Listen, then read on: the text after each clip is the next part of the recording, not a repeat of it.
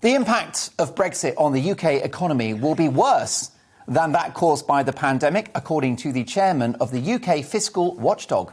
Richard Hughes said the Office for Budget Responsibility, the OBR, had assumed that leaving the EU would hit UK growth by 4%, as opposed to the 2% impact of COVID.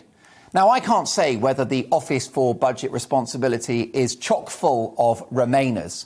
I have no doubt their methodology is rigorous and fair, in the same way that their modelling for future economic growth carries plenty of weight. In fact, having a neutral, independent organisation like that is far better than before the downturn in 2008 and 2009, when economic predictions came from a coterie of politicians, Treasury civil servants and quangos. But it's pretty clear that the OBR is often, and perhaps understandably, cautiously pessimistic in all matters, as we saw this week in the budget, where growth forecasts from the OBR were raised, giving the Chancellor a bit more wiggle room. So they've slightly underestimated economic growth in the last few months, but they have hugely underestimated the potential of Brexit. This reflects a wider Remainer mentality in the country. Whether it's the media corporations or civil servants, Britain is institutionally Remain. But the fundamental promise of Brexit will change this, and Remain voices in the years and decades to come will ultimately be eating their words. I doubt they'll say sorry, though. It's not that Brexit can succeed. It's that it can't fail. No matter how many would love to see that happen, and there are plenty of those. A country with control of its laws, its trade policy, its currency and its borders is inevitably stronger than one trapped in a political union. Ask Poland, who are in a battle with Brussels over the supremacy of their laws. Ask the Irish, who, following a change in the rules in Brussels, can no longer be a low tax haven, attracting the likes of Apple to their shores. Ask the Italians, whose economy is hamstrung by a strong euro, which impacts their trade exports and has done for years. They desperately need to devalue, and could if they were out. Of course, Brexit wasn't only economic, it was cultural and political too. It was the resurrection of Britain as an independent sovereign state, where political accountability is to be found in Westminster rather than in Brussels.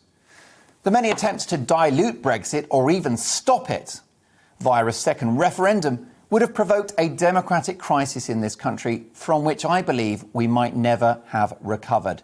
And I genuinely would have feared for the stability of our society if that vote in 2016, the biggest plebiscite in our history, was denied.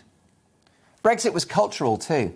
Britain wanted to be Britain again and not be enslaved by silly and petty rules dreamt up by faceless, unelected bureaucrats.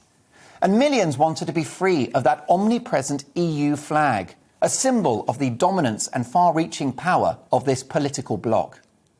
I voted Remain because I felt Brexit would make trade harder with our biggest export market, the EU. And that is the case.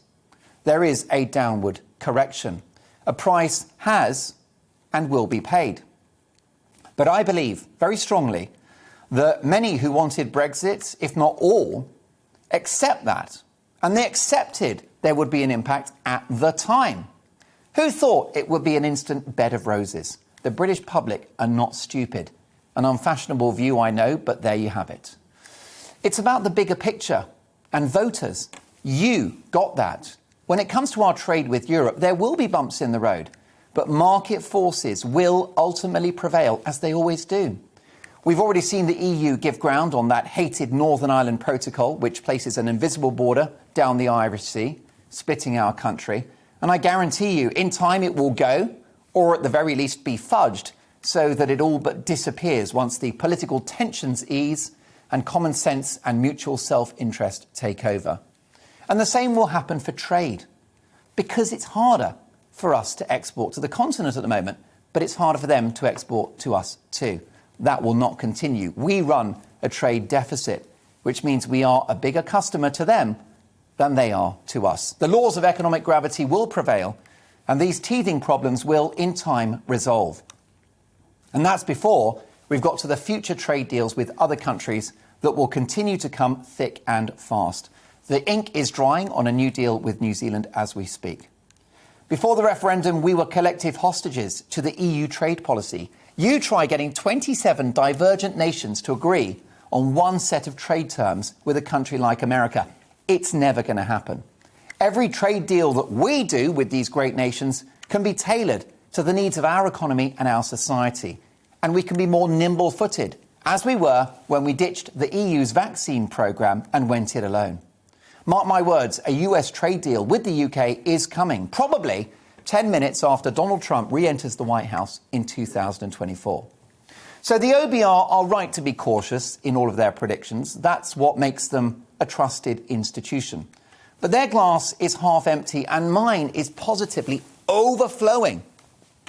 It will take time after a 47-year trading and strategic relationship with our neighbours across the Channel. But if you don't think we're lucky to be out, look at the behaviour of the French in our shipping waters as we speak. A nation to whom we famously came the rescue in the Second World War. Short memories, eh? So much for the Entente Cordiale. Don't underestimate the number of people who want global Britain to fail. Sadly, many in our own country. Look at the glee with which the Europhile Commentariat seized on a global supply line crisis as though it were the fault of Brexit, when Poland, Italy and the US ran out of HGV drivers. The number crunchers at the OBR have got this wrong in my view. Britain will prosper mightily. And not in spite of Brexit, but because of it. And I'll drink to that.